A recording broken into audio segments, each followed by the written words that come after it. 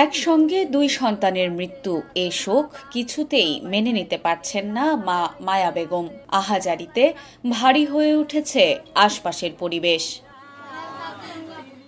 7 মাস আগে ভাগ্যের চাকা ঘোরাতে অবৈধভাবে সমুদ্রপথে ইতালির উদ্দেশ্যে রওনা দেন মাদারীপুরের ডাসার উপজেলার পশ্চিম পোয়ারি গ্রামের সিরাজ মুন্সির ছেলে মিলন মুন্সি ও আলামিন। মাঝপথে লিবিয়া গিয়ে তারা অবস্থান করে। পরে গত 27 এপ্রিল লিবিয়া থেকে ইঞ্জিন চালিত নৌকায় অর্ধশত মানুষের সঙ্গে ইতালির উদ্দেশ্যে যাত্রা করে দুই ভাই। ভূমধ্যসাগরে পৌঁছালে বহনকারী নৌকাডুবিতে তাদের মৃত্যু হয়।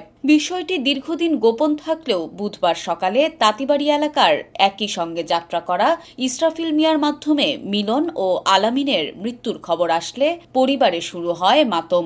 তাঁতিবাড়ি আসিল, হেরা কইছে যে আমাগো আগের বোট আমরা আগের একটা চলে গেছে, কিন্তু পিছনেরটা যাইতে নাই, পিছনেরটা বোট ডুবে গেছে। এই কথা আমরা কানে শুনছি মতনে আমাগো শরীর ভাঙ্গিয়ে গেছে। বাবা, আমরা আর কিছু কইতে নেই, কান্দাকান্দি শুরু।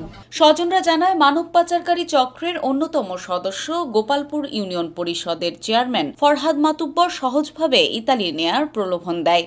এতে ধার দেনা করে 30 লাখ টাকা দালালের হাতে তুলে দেয় স্বজনরা।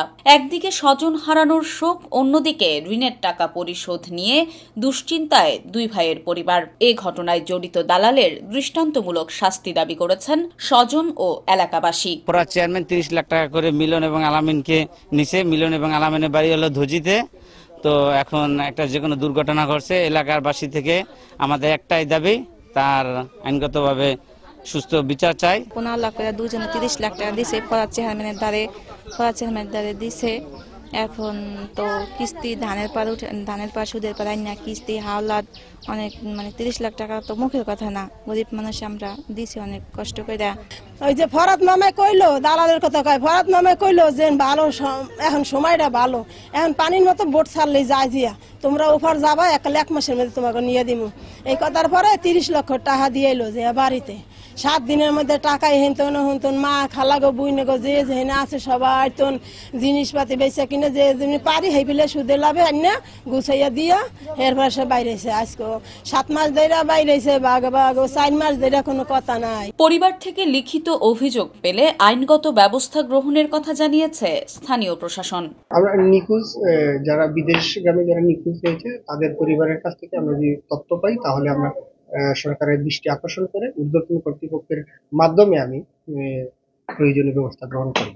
ঘটনার পর থেকে পলাতক অভিযুক্ত ফরহাদ মাতুব্বর তার ব্যবহৃত মোবাইল ফোনে কল দিলেও তা বন্ধ পাওয়া যায়। এদিকে নিহত মিলনের পরিবারের মা, বাবা, স্ত্রী ও 3 বছরের এক ছেলে রয়েছে, আর আলামিনের সংসারে স্ত্রী ও 1 বছরের একটি ছেলে রয়েছে।